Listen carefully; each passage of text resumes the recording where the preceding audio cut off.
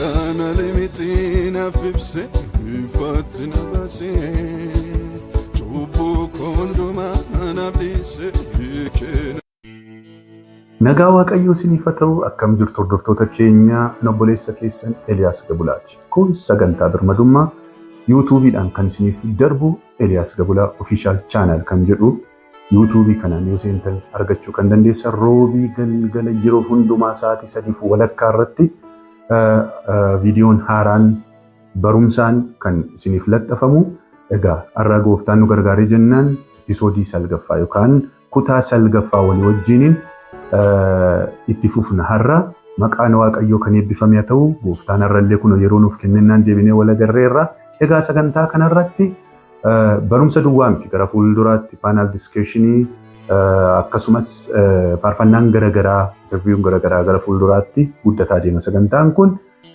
Kanaaf hordofaan isiniin jedha jaalala gooftaatiin.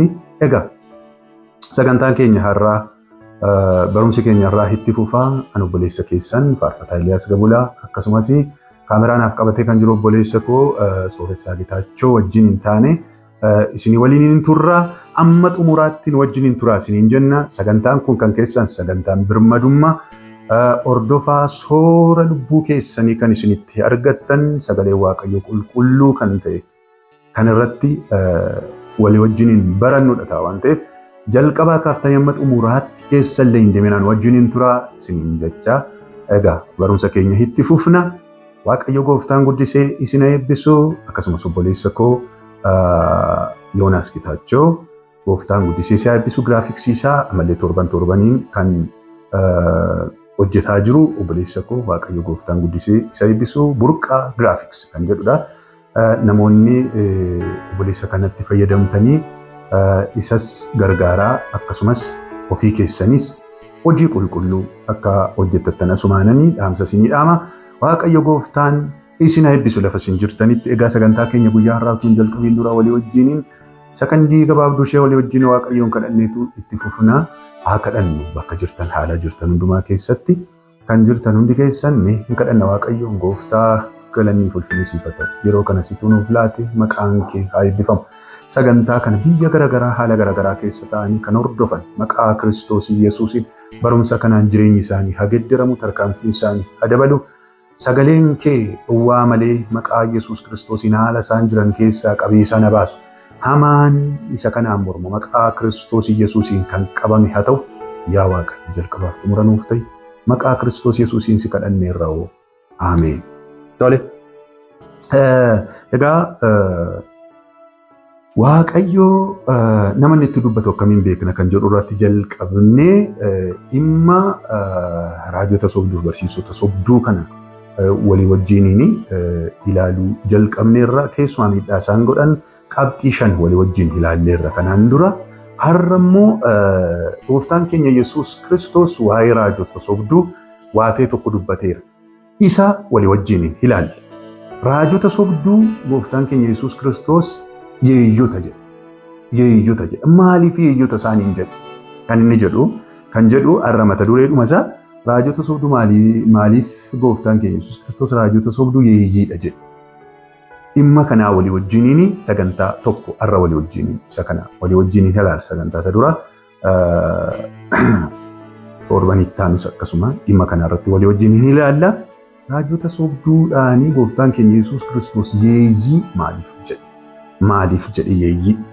Isa kana Maatiyos boqonnaa 7 lakkoofsa 15, 16, 17, 18, 19, 20 walii wajjin dubbifanna. Akkasumas Maatiyos irratti gooftaan keenya Yesuus Kiristoos waa'ee raajotaa kan inni dubbate Maatiyos 24 lakkoofsa 11 hanga 13 isa jiru walii wajjin dubbifanneetu sagalee kanarra dhaabbanneetu kan haasofnu. Of keessaa fuudhee waa tokko isinitti dubbadha. Sagalee Waaqayyoo waan inni jedhu isinitti hima. Maatiyos boqonnaa 7 lakkoofsa 15 amma 20 isin dubbisa. Maqaa gooftaa Yesuus Kiristoosiin isiniifan dubbisa. Yesuus itti fufee raajota sobduu irraa of eeggadhaa. Isaan hoolaa fakkaachuudhaaf raroo hoolaa uffatanii gara keessaniin dhufu. Keessa isaaniitiin garuu yeeyyii butatanidha jedha. Ija hojii isaaniitii isaan hin beektu. Iji waynii baal waraanteetti harbuun kosorruutti ciruu dandeessuure. Akkasumas mukti gaariin ija bayeessa hin godhataa, mukti gadheenis jamaan godhataa. Mukti gaariin ija hamaa godhachuu, mukti gadheenis ija ba'eessa godhachuu hin danda'u. Mukti ija ba'eessa hin godhanne hundinuu hin muramaa ibiddatti naqamaa jedha. Egaa ija hojii isaaniitiin isaan beektuu jedha. Maatiyos 24 lakkoofsa 11 fi 12 isinii dubbisa. Raajota sobduun baay'een hin ka'uu, namoota baay'ees wallaalchisu. Seera malee jiraachuu waan baay'atuu fi jaalalli namootaa baay'ee qabbanaa hin adeema. Namni amma dhumaatti jabaatee dhaabbatu garuu hin fayyaa jedheetu dubbata. Gooftaa keenya Yesuus Kiristoostu gaafa bartoota isaa barsiisu akkasumas namootatti gaafa dubbachuu barbaadu dhimma kanaa dubbata. Waa'ee raajota sobduudha kan inni iddoo kanatti dubbatu. Namoonni baay'een keessan maaliif raajotuma irratti xiyyeeffattaa kan jettanii koomentii keessan nan dubbisa. Waaqayyo gooftaan isin eebbisu. Koomentii gaarii yoo kennitanis warri gaarii hin kennines hunda keessa walitti Waaqayyo isin eebbisu. Maaliif ani irratti xiyyeeffadhaa? Wangeelatu irratti xiyyeeffata. Gooftaa keenya Yesuus Kiristoos irratti xiyyeeffata. Akkasumas ergamoonni gooftaa keenya Yesuus Kiristoos baay'ee irratti xiyyeeffatanii kan isaan barsiisan sababi isaa miidhaa isaanii ilaalleerra. Miidhaa isaanii xiqqeessee walitti qabee qabxii 5 sagantaa 5 walii wajjin ilaalleerra. Miidhaa isaan geessisan ulfaata waan ta'eef isa kanaaf kan irratti xiyyeeffatu. Natti irratti xiyyeeffate miti. Wangeela keenyatu irratti xiyyeeffata. Wangeelatu irratti xiyyeeffata. Innaa kanaaf hin dheekkamina. Warri baay'ee dheekkamtan hin dheekkamina. Wangeelatu irratti xiyyeeffata waan ta'eef wangeelli Kiristoos isin jaallachiisuutu isinirra jiraata. Wangeeladha kan walitti himnu waan ta'eef. Kanaaf arras isuma kanatti fuunnaa ganaa seensarran jira jedhee isinitti meera.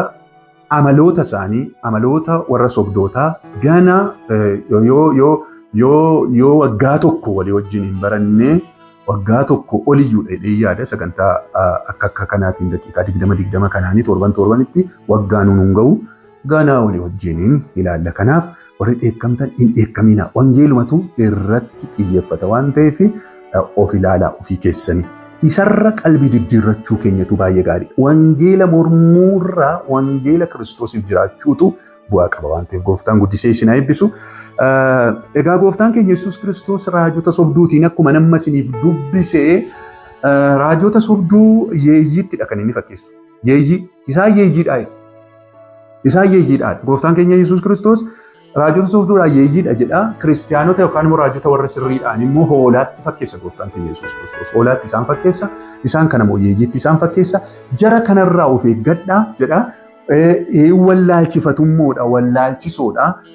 Hoolaa fakkaachuu danda'u. Kanaaf adda baasuun isaa sin rakkisa waan ta'eef baay'ee irraa of eeggadhaa jedheetu dubbata. Gooftaan keenya Yesuus Kiristoos waa'ee raajota sobduu gaafa dubbatu. Waan isin ajaa'ibu keessaa yeeyyiidhaa fi hoolaa wal bira qabne gaafa ilaallu wantoonni baay'een isaanii yeeyyiidhaa fi hoolaa wanti walitti fidu tokko iyyuu hin jiru jedhee yaada. Waan baay'eetiin bifa isaanii haa ta'u, amala isaanii haa ta'u, isa kana amala isaanii fa'aa kaafnee ilaallaa jirruma. Amala isaanii yoo ta'e, bifa isaanii yoo ta'e, bifuma bakkee isaanii yoo fudhattanii yoo ilaaltanii, takkaadhuma walitti dhufuu soorata isaanii fudhattanii yoo ilaaltanii akkamitti akka isaan sooratanii tokko miti. Isaan yeeyyiin kaarniivooresii yookaan immoo warra foon nyaatanidha. Hoolaan immoo warra marga nyaatanidha. Waanti walitti isaan fidu hin jiru. Garuu akkamittiinidha. Kan isaan wallaalchifatan kan jedhu gooftaan keenya Yesuus Kiristoos barumsa sirrii waan inni barsiise wayii tokko hin fakkaatu. Iddoo kanatti waan inni confused waan nama godhu yookaan immoo waan sammuu wayii nama xaxu wayii tokko waan inni haasayu wayii tokko fakkaata gooftaan Yesuus Kiristoos. Garuu waan isin ajaa'ibu keessaa dhuguma jarri yeeyyiirra yoo caalu dhugaa dubbachuudhaaf yeeyyiirra caalu isa kana akkamittidha gooftaan Yesuus Kiristoos kan inni kana jedhe maaliif kana jedhe isa jedhu walii wajjin ilaalla. Har'a sagantaa keenya har'aa kanatti yeeyyiidha jarri yeeyyii butatanidha. Yeeyyiin kun yeeyyiidhaa fi hoolaa maaltu walitti fida isa jedhu walii wajjin ilaalla guyyaa har'aa. Kanaaf yeeyyiin bineensa hamaadha. Gooftaan keenya Yesuus Kiristoos maaliif akkas jedhe sanni jedhu waan lama isinitti dubbadheetanii amaloota isaaniitti isin ceesisa. Yeeyyiin bineensota jiran keessaa yeeyyiin bineensa hamaadha. Bineensota hamoodha. Cakkaanyoch naachoo. Baay'ee hamoodha. Fayyaatti warri kaan ajjeesaniifaadha kan isaanii nyaatan. Fayyaatti utuu lubbuu keessaan baasiin fayyaatti nyaattee fitti. yeeyyiin baay'ee cakkaanyiidha. Jarri akka kanaa baay'ee hamoo waan isaan ta'anii gooftaan keenya Yesuus Kiristoosii raajota sobduu yeeyyiitti kan inni fakkeesseef inni guddaan isa kana. Inni biraan immoo baay'inaanii kan isaan deeman. Baay'inaanidha kan isaan deeman, giruuppiidhaan kan isaan yaa'an, giruuppiidhaan miidhaa geessisu, giruuppiidhaan yaa'uu, waliigaltee qabu, baay'ina qabu, bineensota giruuppiidhaan lolan keessaa yookaan immoo gareedhaan lolan keessaati warra jalqabaati. Raajota sobduu warra kanatti fakkeessa gooftaan keenya Yesuus Kiristoos. Giruuppii qabu durumaa kaasanii bara kakuu moofaa keessa bara Akaab biyya bulchaa ture keessaati fakkeenya yoon isinii fudhadhe gara 400 wayiitu mana mootummaatti galanii afaan tokko dubbatu wal duukaadha kan isaan waa godhanii wal duukaadha kan isaan biyya dogoggorsanii wal duukaadha kan isaan biyya balleessanii nama nagaas wal duukaadha akka isaan godhan jiraachuu kan isin dandeessan gaafa Mikiyaasiin mana hidhaa keessaa baasanii Mikiyaas duwwaatu ture bara sana keessa Mikiyaas duwwaatu raajii sirrii dubbata sababa isaan baay'ina qabanii fi nam tokkicha kana buddeen gaddaa akka inni nyaatu mana hidhaa akka inni galu kan goosise keessaa isaanii nama qajeelaa isa sirrii dubbatu isa duwwaatu ture isaan gara 480 turan isaan baay'inni isaanii yeeyyota hidhaga gooftaan Yesuus Kiristoos bara keenya keessas akka kanaa baay'atu waan isin ajaa'ibu keessa namni isaanii mormu uummata irratti kaasuudhaan amma mootummaa irratti mootota irratti kaasuudhaan abbootii taayitaa irratti kaasuudhaan nama qajeelaa miidhuudhaan beekamu jalqabarra yeeyyota bu'aa isaaniitti namni buunaan wayyoosaa akka kanaadha durumaa kaasanii jechuudha. Gooftaan Yesuus Kiristoos kanaaf kan inni yeeyyii isaanii jedhu. Yeeyyii kan isaan jedhu. Mikiyaasiin akkas godhaniitu mana hidhaatti kan isaan akka inni dararamu kan isaan godhamee fi sababa jara kanaati.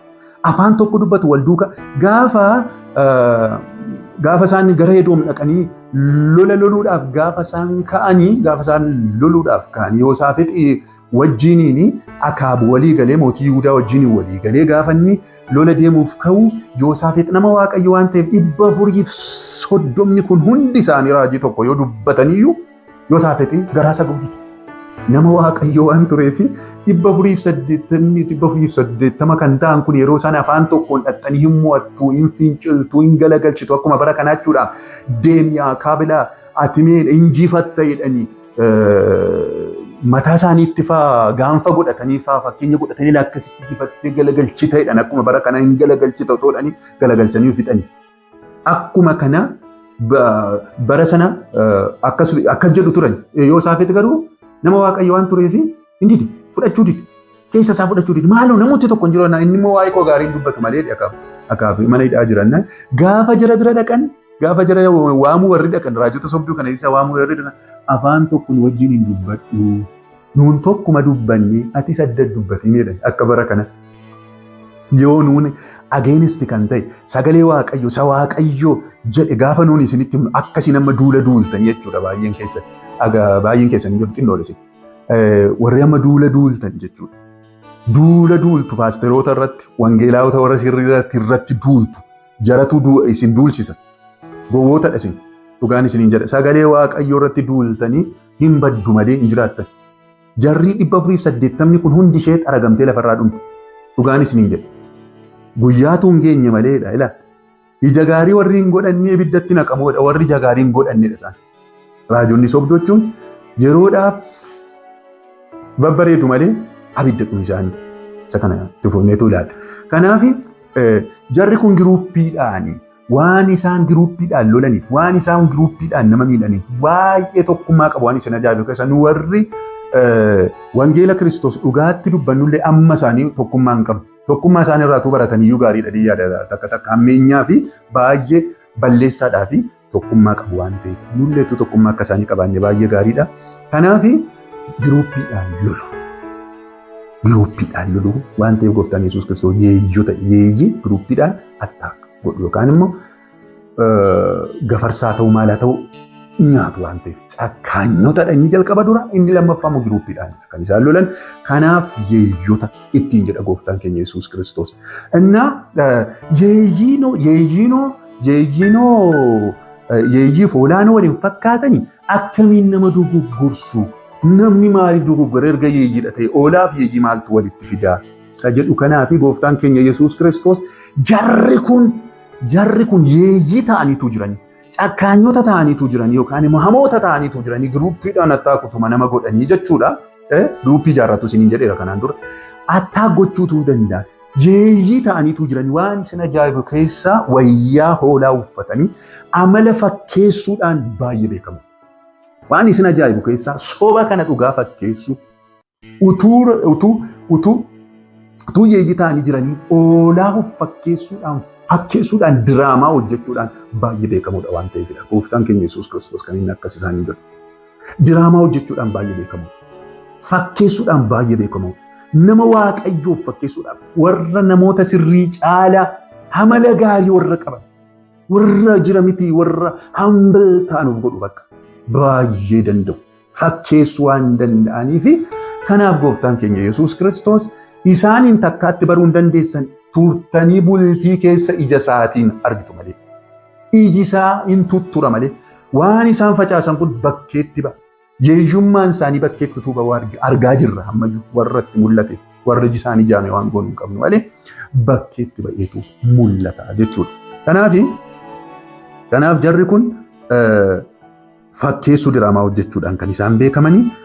Kanaaf gooftaan keenya Yesuus Kiristoos irraa of eeggadhaa isin jedha Waaqayyo gooftaan macha.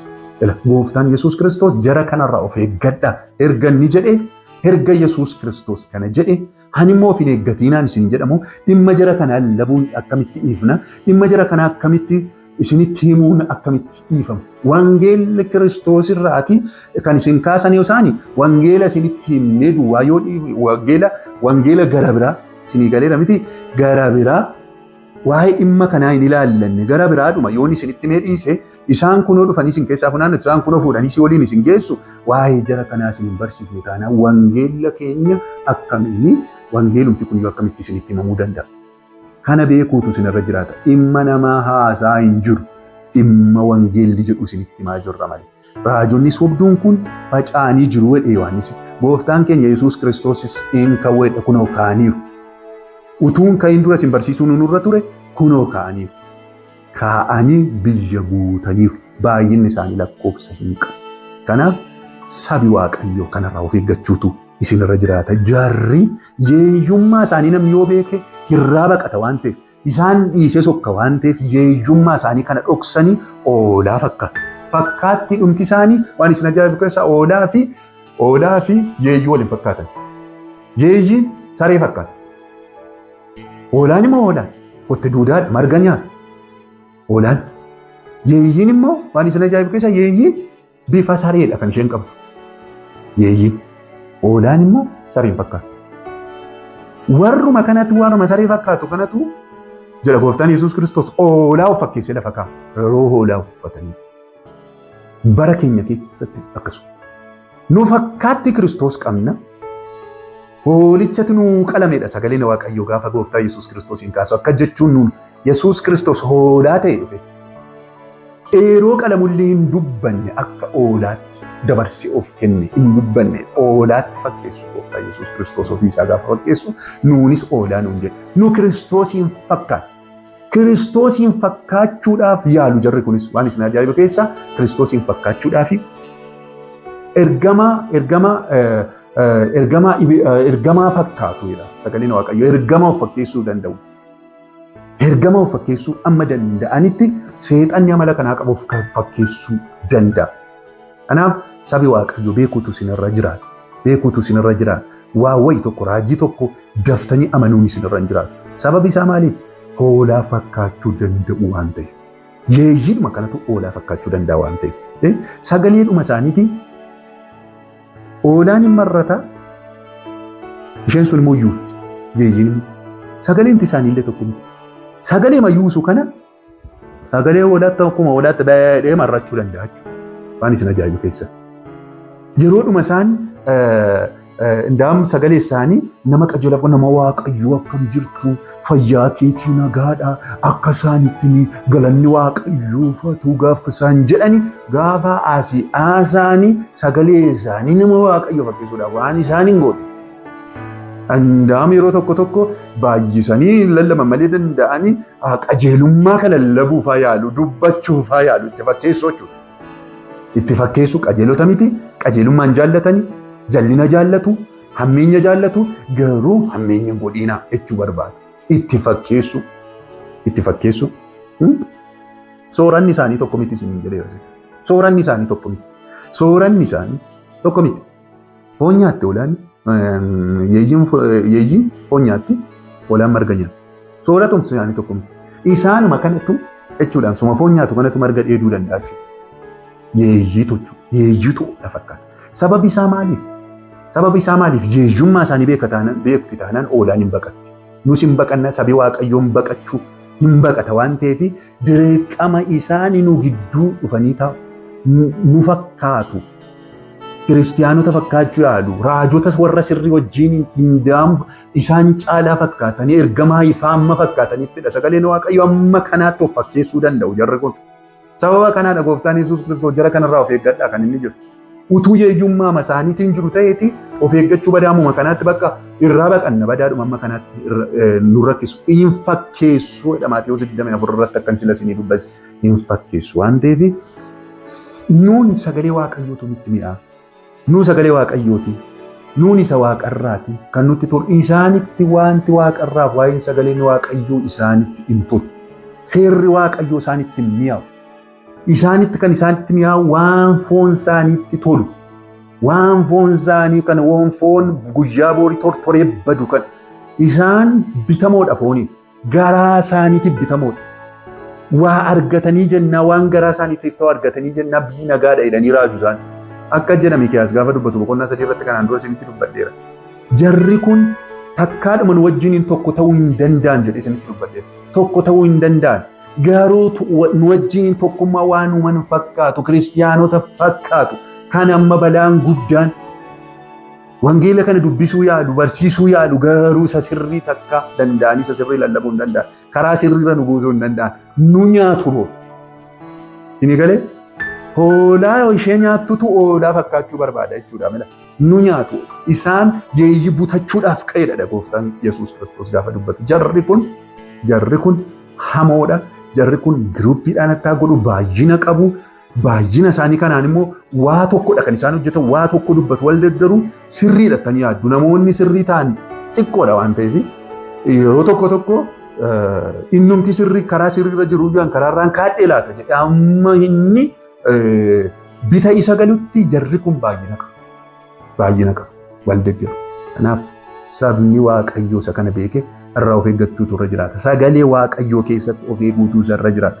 Oolonni koo sagalee koo beeku isa gooftaan Yesuus Kiristoos. Warra sagalee koo hin taane gaafa isaan waamu yookaan gaafa inni ta'u hin baqatu. Sabii keenya irraa sagalee Waaqayyoo wallaaluu isaati kan hundumaa kan godhu. Sagalee Waaqayyoo yoo beektan hin baqattu jara kana. Adda baaftanii beektu jara kana. Waan isin ajaa'ibu keessaa oolonni koo sagalee koo beeku ni jedhu kun bara kana in hojjetaa jira yaadu. Sababi isa namoota hedduu wallaalchisa dheeras gooftaan Yesuus Kiristoos. Namoota hedduu namoota xiqqoo mitedha ilaala. Namoota hedduu iddoon ani isinii dubbise Maatewos 24 irraa. Dhagaatee dubbifadhaa. Namoota hedduutu karaarraa kaateera saba Waaqayyoo. Maaloo jedheen isinitti yaadu. Bu'aa mataa kootiiti miti oolaa. Sagalee Waaqayyoo beeka. Akka sagalee Waaqayyoo alatti ibiddis yoo bu'e waan barbaade yoo dhufe isaan ergamaa Waaqa abidda Waaqarraa amma buusutti dinqii gochuu danda'u jedheera gooftaan Yesuus Kiristoos. Isin amma naafuma wayii diriiruma waayii tokko argitanii na waaqumatti naafa diriirsattus. Waaqumatti waa yoo ta'etu miraakilii godhattanii yaadu. Miraakiliin hundumtuu Waaqayyoo biraa miti. Wanti dinqii wayii uumame tokko Waaqa biraa miti hundisa. Waaqayyo dinqiin godha hin godha. Dinqii Waaqayyotti dinqii godhamutti namannu. Dinqii caalu Yesuus Kiristoos. Maqaan isaa bara baraan kan eebbifame ta'u. Waaqa kanaaf lafa kana uumeera guddaa amma kanaa ga'udha. Naafa diriirsuun taammiree miti. Waaqayyoof kun simple. Waa tokko waan isin dinqifachiisu hin qabu. Waan miraakilii garaagaraatiin hin gowwoomina. Sagalee Waaqayyooti ala kan dhufu inni sin nyaata jedhee isinitti meera. Kanaaf oolonni koo sagalee koo beeku. Sagalee isaa beeka. Hoolaa fakkaatu jarri kun dandeettii fakkeessuu qabu jarri kun irra deebi'een isinitti hima. Isa kana beekuutu isin irra jiraata. Kanaaf yeeyyiitti kan inni isaan fakkeessu irra deebi'een isinitti hima sagantaa keenya xumuraa jirra. Maaliif yeejitti isaan fakkeesse gooftaan Yesuus Kiristoos caakkaanyochi naachoo. Baay'ee hamootadha gara jabeeyyiidha. Gara jabeeyyiidha. Dhukkubii keessa waa tokko isaanitti mul'atu. Miidhami keessa waa tokko isaanitti mul'atu. Isaan horii isaanii barbaadu. Horii isaanii argatanii naan kan garaa isaanii argatanii jennaan si'ooliyyoo buutan waa tokko isinitti hin fakkaatu. Gara laafina waan jedhamu, garraamummaa waan jedhamu, hoolaan garraamiidha. Isaan caakkaanyotadha. Takkaa isinitti dhimma ofii isaaniitiif malee takkaadhuma isiniif hin yaadan. Sobaniitu waan isiniif yaadan fakkeessu. Isinitti himeera kanaan duras. Ammas irra deebiin isinitti. Jarri kun hamoodha. Inni lammaffaan kan inni ittiin akka jedhe jarri kun baay'ina qaba. Yeeyyiin baay'atteetu kan isheen deemtu. Yeeyyiin kophaa isheen deemtu. Baay'ina qabu jarri kun. Baay'ina kanaan isin gowwoomsu. Baay'atanii afaan tokko dubbatu. Baay'ataniitu waa ta'e tokko dogoggora tokko sirrii godhanii isinitti mul'isu. Inni sirriin warri sirrii ta'an raajonni sirrii ta'an waan isaan xiqqaatanii fi yeroo tokko tokko jarri baay'ina waan qabanii fi kan isaaniitti sirrii fakkaata. Maajooriitii ilaaltanii hin gowwoomina. Jarri kun giruuppiidhaan kan isaan hojjetan. Baay'ataniiti kan isaan hojjetan. Attaa nama qulqulluu rukutu. Amma lubbuudhaan ajjeesuutti horii isaaniiti horii isinittiin kennitaniin qulqulloota ajjeesu. Waan isin ajaa'iba keessa isinitti meera kan isaan ajjeesantuu caala kan isaan tolchanirra. Jarri kun kanaaf sabni Waaqayyoo isa kana amma kan gurra qabu dhaga'u namni tokko na dhageenyaan nagaana. Kana dubbachuu hin dhaabu. Jara kanarraa of eeggadha. Sabi Waaqayyoo qulqulluu taatan warri Waaqayyo sammuu keessan bade gooftaan machaa isin eebbisu. Waaqayyo gooftaan isin gargaaru hamaa kanarraa isin oolchu. Sababi isaa sodaachisaan bara kana keessa sodaachisaan saba Waaqayyootti kan taphataa jiru raajota sobduu. Barsiisota sobduu irraa of eeggadha. Waaqayyo gooftaan guddisee isin eebbisu. Sagantaa keenya guyyaa har'aa kanumaan xumurra isa itti aanutti erga yeeyyiidha ta'an jaarawunni kun maaliif raroo oolaa uffatanii fakkeessanii maaliif oolota gidduutti argamuun maaliif isaan barbaachise maaliifidha yeeyyoonni kun kan isaan oolota gidduu jiran torbanitti aanutti walii wajjin ilaalla. Amma sanaatti nagaa gooftaatiin tura. Kun sagantaa birmadummaati. Comment, subscribe, comment, share, like gochuu hin dagatina. Walii daddabarsa. Sagantaan kun kan keessan Eliyaas Gabulaa Official Channel kan jedhu irratti isiniif darba. Waaqayyo gooftaan isin eebbisu. Torbanitti aanutti amma deebinee wal agarrutti nagaa gooftaatiin tura. Dhugichi birmaduu sin baasa. Dhugichatti qabamaa jiraadhaa. Nagaatti Waaqayyo gooftaan machaa bakka isin jirtanitti isinii wajjin haa ta'u. Ameen. Kana limitiin afibse ifaatti na baasee cubbuu koondumaa na biise.